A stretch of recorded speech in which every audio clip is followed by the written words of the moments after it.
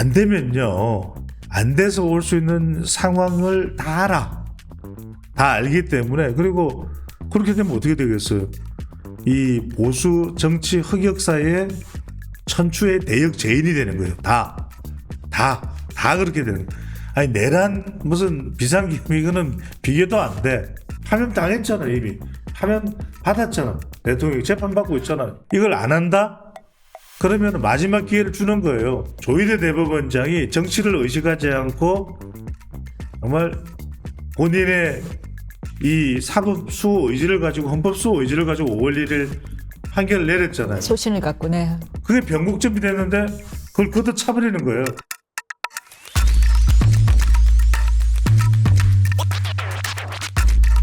잘된 판결이라는 응답 결과가 더 많습니다. 아마 중도층 민심이 반영된 결과일 테죠. 그렇죠. 네. 그런데 이 대표의 지지율에는 영향을 또 못 미쳐요. 이거 그래서 제가 온 거 아닙니까? 네. 궁금한 거 다 해결. 네. 궁금한 게 저절로 해결되면 제가 왜 왔겠어요? 그러니까요. 바로 우리 정치대학에서 저를 불러서 제가 설명을 다 해드릴게요. 네. 무슨 말씀이냐면 이게 있는 거예요. 네. 자, 제가 쉽게 설명을 드릴게요. 이민선이 두통이 와가지고 이번 중간고사는 수학을 50점 맞았네. 그런데 그러면 이민선이 1등 못 해야 되잖아요. 아니 100점 맞던 평상시에 타격을 받은 거지. 그런데 나머지 사람들 반 친구들이 다 수학이 20점이야. 그럼 여전히 1등이잖아요. 제가 무슨 말씀을 드리냐면 여러분들 선거는 항상 이 생각을 해야 돼요. 그러네요. 상대방이 경쟁자가 타격을 받아도 그 지지율을 가져갈 사람이 있어야 돼요. 지금은 가져갈 사람이 없다. 1번. 그러면 지금 타격을 안 받은 겁니까? 타격을 받았어요. 그래서 이번 대선은 5% 중도 전쟁이라고 여러 번 제가 얘기 드렸죠. 움직여. 5% 움직입니다. 근데 지금 갈 데가 없어. 왜? 세팅이 안 돼 있잖아. 단이라도 삐걱거려. 뭐 지금 한 사람은 상행선, 한 사람은 하행선. 뭐 트로트 가사입니까? 한 사람은 상행선, 한 사람은 하행선. 아니잖아요. 그러니까 이제 뭐냐면, 노래 좀 못하다고요? 알고 있습니다. 네. 그래도 좀 득담을 좀 해주세요. 이게 뭐, 악플보다는 선플이 좋잖아요. 그래서 뭐 좀 못해도 우리 퉁퉁이 오늘 잘한다. 이렇게 해주면은 2차원보다 잘한다. 그건 아닌가? 네.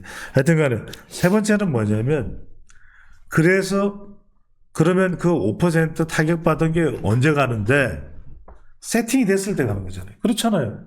자, 한 달 동안 이민선은 두통이 계속 지속되고 있어. 수학이 50점이야. 그럼 누군가 한 사람이 열심히 해가지고 70점이 됐다. 그럼 그 사람이 1등이잖아요. 누구? 배종찬. 그러니까 지금 보수에서 세팅이 돼야 그 5%를 가져가는 거예요. 그게 이제 빙고 이해됐죠. 그래서 그게 지금 예상대로 착착 차작착착 붕짝짝 준석이까지 들어오면 5월 20일 5일쯤 그게 만들어지는 거고, 다 삐걱대고 뭐 관동상병 뭐예요 이러면은 아무것도 안 되면 그냥 다 망가지는 거고 아무것도 안 되는 거고. 그래서 그 세팅이 되고, 그래서 지금 여러분들 다 설명할 필요 없어요. 지금 뭐 대선 후보 3자 가상 대결은 이거는 뻔한 거예요. 이렇게 나올 수밖에 없어. 세팅이 안 됐잖아. 그러니까 세팅이 되면 5월 25일에 둘이 삐까삐까 나오는 거고, 그게 세팅이 안 되면은 계속 이렇게 나오는 거예요. 이해가 쏙 되는데. 그렇죠. 그렇다면 세팅이 과연 될까요? 돼야죠. 안 되면 망하는 거지 뭐. 근데 저는 된다고 본다. 된다고 봐요. 왜 된다고 보느냐? 예. 안 되면요, 안 돼서 올 수 있는 상황을 다 알아. 다 알기 때문에. 그리고 그렇게 되면 어떻게 되겠어요? 이 보수 정치 흑역사의 천추의 대역 죄인이 되는 거예요. 다 그렇게 되는 거예요. 아니, 내란 무슨 비상계엄 이거는 비교도 안 돼. 이건 파면 당했잖아. 이미 파면 받았잖아. 대통령이 재판받고 있잖아. 끝났죠. 끝났어요. 그러니까 지금 이거는 뭐냐면 여러분들 이걸 안 한다? 그러면 마지막 기회를 주는 거예요. 아니 조희대 대법원장이 정치를 의식하지 않고 정말 본인의 이 사법수호 의지를 가지고 헌법수호 의지를 가지고 5월 1일 판결을 내렸잖아요. 소신을 갖고, 네. 그게 변곡점이 됐는데 그걸 걷어차버리는 거예요. 그렇잖아요. 아니 진짜 천우신조의 기회가 온 거야. 어떻게 하면 이민선을 한번 꺾어보니 이민선이 이번에 두통이 왔네. 그럼 내가 열심히만 공부했으면 나도 정말 우리 반에서 정치대학에서 1등을 한번 해보는 과수석 해보는 거잖아요. 근데 안 해. 기회가 왔는데 기회를 걷어차고 줬는데 네. 거기다가 이번 시험은 이렇게 이야기해. 이번 시험은요. 이민선이 제일 잘 모르는 파트. 이민선이 또 한 50일 결석을 했네. 그 파트에서 집중적으로 내겠습니다. 까지 공부가 된 거예요. 근데 공부를 안 해? 그럼 무슨 기회를 줘요? 잠깐만, 근데 여쭤보고 싶은 게, 김문수 후보와 한덕수 권한대행의 단일화가 그 세팅이 그 정도의 시너지를 낼 수 있는 세팅이에요? 왜냐면 지지자가 다 겹치잖아요. 자, 예. 제가 얘기를 할게요.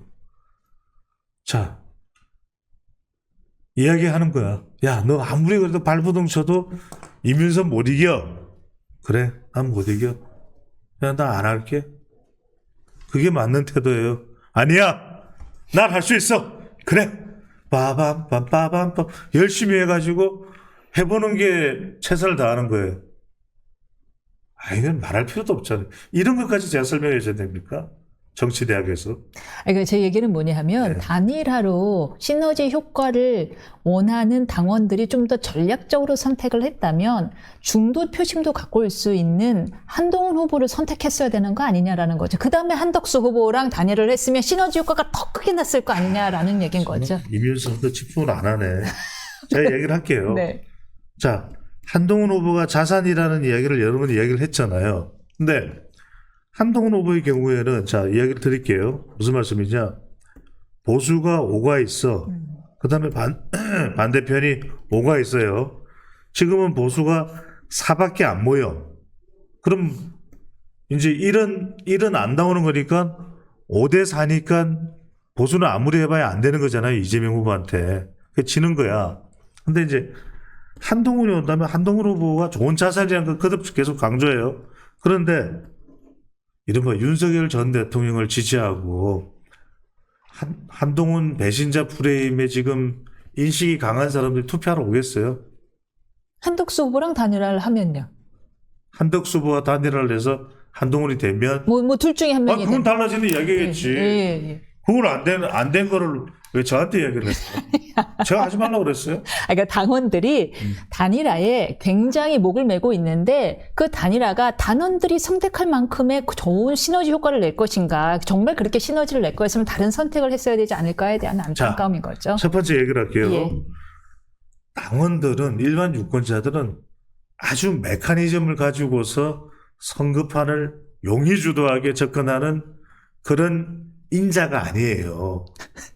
아니, 인자라는 게 나쁜 이야기 아니에요. 저는 베리어블을 예. 왜 웃으세요? 베리어블을 이야기하는 거예요. 그러니까 주어진 상황에 맞게끔 최선을 다해서 선택을 하시는 분들이에요. 두 번째.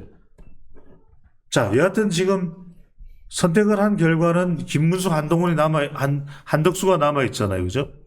그럼 이 상태에서 단일화를 안 한다. 그러면 단일화를 안 하면 5대5가 아니라 4대5인 결과가 계속 지속이 되는 거예요. 자, 단일화를 한다? 그러면 4.8대5까지는 쫓아갈 수가 있어. 예? 조금이라도 더 나은 사람을 선택하면 4.8대5로 갈 수 있어. 아니, 그러면 배추도사, 그러면 이기지는 못하는 거 아니에요. 자, 제가 말씀드리잖아요. 선거라는 것은 또 어떤 변수가 나올지 자, 아직 이재명 후보는 1심 재판 또 양형 선고가 남아있잖아요. 그리고 우리가 이렇게 힘을 합해가면 이거 속담 유명하잖아요. 영어로 하늘은 스스로 돕는 자를 돕는다. 4.8인데 우리가 어떤 현상에 4.8이면 4.8이냐? 5.0 같은 4.8이 있잖아요. 그러면 이재명 후보는 재판에 영향을 받아서 4.9가 되고 4.8인데 5.0 같은 4.8이야. 그럼 5.0 대 4.9면 누가 이겨요? 누가 이겨요? 보수가 이기는 거잖아요. 단일화가 될 거라고 보세요? 분석을 할 때는 당이 뭐뭐 해야만 한다로 분석하는 게 있고 뭐뭐로 된다로 현실로 분석을 하는 게 있어요. 당위가 있고 예측이 있습니다. 예측이 있어요. 현실적인 예측이 있어요. 제가 그든 말씀드리잖아요. 단일화가 안 된다? 그럼 대선 볼 필요가 없어요. 그냥 안 봐도 비디오예요. 끝이야. 끝. 왜냐하면 일각에서는 김문수 후보가 워낙에 이게 심지가 고든 사람이잖아요. 자신이 원하는 신념을 향해서는 진짜 고문에도 굴하지 않는 성격이다 보니 김문수 후보를 너무 얕봤다. 그렇게 쉽게 내줄 사람이 아니다. 왜 그런 김문수 후보를 그렇게 모멸감 주면서 내놔라라고 하면 쉽게 내놓을 사람 아니고 오히려 시간은 훨씬 김문수 후보 편이기 때문에 버틸 가능성이 있다라고 보는 거예요. 1번. 모멸감을 주지 말고 김문수 후보가 우리 후보이기 때문에 우리 후보에 의해서 최선을 다하고 그것이 정상적이고 그것이 정치 경륜이 있다면 보였어야 될 태도 아니냐. 지도부에 대해서 100번, 1000번, 10,000번, 100,000번 옳은 말씀이에요. 정말 지도부 잘. 그거 틀렸다는 이야기 안 해요. 네. 자, 두 번째. 김문수 후보 1인칭 시점으로 가서 그래. 버티면 저 자리는 내 자리야. 나중에 내가 대통령 되면 좋고 아니면 당근이라도 차지할 수 있고 내 주변에 내가 이름 이야기 안 합니다. 이름 이야기 많이들 하고 있어요. 김문수 후보 주변에 누구누구다라는 거. 근데 이름 이야기 안 할게요. 그런데 한 명만 해주시면 안 돼. 당권 도전될 수 있겠어요? 지면 다 내란 세력으로 끝장이야. 다 질질 끌려다니는 거 아니면 질질 끌려다니는 거 아니면 질질질 끌려다녀요. 똑같아, 끌려다니는 거는. 그건 뭐냐면 김문수도 망하는 거예요. 김문수도 김문수 당권이고 뭐 그런 거 없어요. 그러니까 뭐냐. 세 번째. 바보가 아니면 망하지 않는 길을 선택하겠죠. 그래서 저는 단일화가 된다. 왜? 김문수 바보 아니고 한덕수 바보 아니고 국민의힘 바보는 아닐 거 아니에요. 그래서 일단 국민의힘이 생각했던 최상의 시나리오는 5월 7일까지 선거 홍보물 인쇄 발주를 마감해야 되니 그건 안 되는 이야기. 그건 이제 안 되는 거고요. 그럼 언제쯤 될 거? 5월 11일은 대선 후보 등록 마감인 건데. 11일 날 안 되면 망한 거라니까. 그럼 11일 전에는 돼야 되네요. 11일 전에 안 되면 그건 망한 거예요. 11일까지 안 되면 망한 거라고 보면 돼요. 그런데 이 가상 대결 여론조사를 보잖아요. 그럼 추세가 약간 전에는 한덕수 후보 대행과 김문수 후보가 거의 더블 스코어 차이가 났는데요. 점점 그 차이가 좀 줄어드는 추세예요. 여전히 한덕수 대행의 지지율이 좀 더 높기는 하지만 전처럼 막 더블 스코어까지는 차이가 안 납니다. 그러면 김문수 후보 입장에서도 조금 더 고민이 되겠어요. 쉽게 놓고 싶진 않겠어요. 아니 그러니까 고민이 되지. 고민이 되는데 제가 말씀을 드리잖아요. 예. 그래서 고민되면 어떻게 할 건데 고민돼서 버틸 거예요. 1번 고민돼서 버티면 그 망하는 길이라고 얘기했잖아요. 두 번째 그래서 기분 상하고 기분 잡친 건 다 이해가 되는데 단일화는 해야 될 거예요. 제가 그때 말씀드렸잖아요. 선택이 아니라 필수라고. 그러면 국민의힘 지지층 플러스 무당적으로 여론조사해서 그 결론을 내면 되잖아요. 누가 더 유리한 토론회하고. 누가 더 유리한 거? 지금 중도층이 아까 말씀하신 것처럼 지금 갈 데가 없거든요. 잘못된 판결이 46%예요. 지금 발표되는 여론조사를 보면 한덕수 후보가 조금 유리해 보이는데 네. 그렇다고 해서 최종 결과가 어떻게 될지 모르는 거잖아요.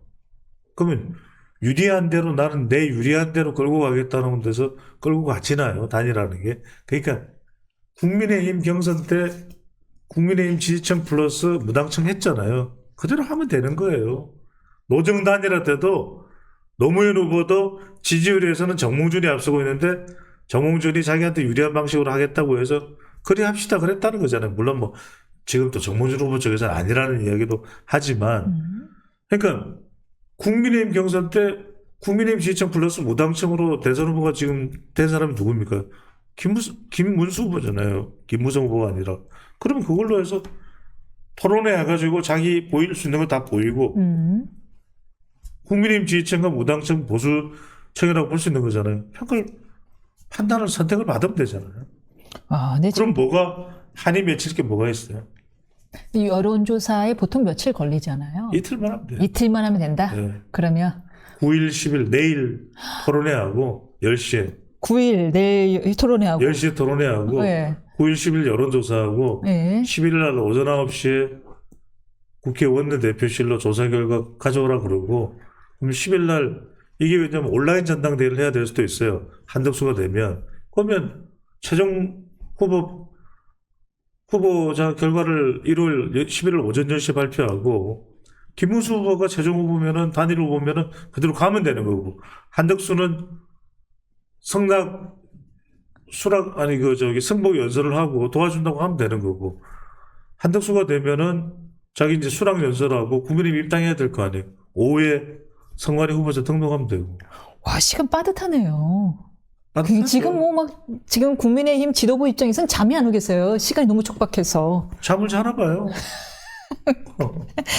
막 9일, 10일 여론조사를 한다고 말씀하셨는데 하루 만에도 만약에 여론조사 기관을 여러 곳에 의뢰해갖고는 하면은 쪼개서 하면은 하루 만에도 할 수 있지 않을까요? 정급하면? 이게 네. 국민의힘 플러스 무당체라서 그래요.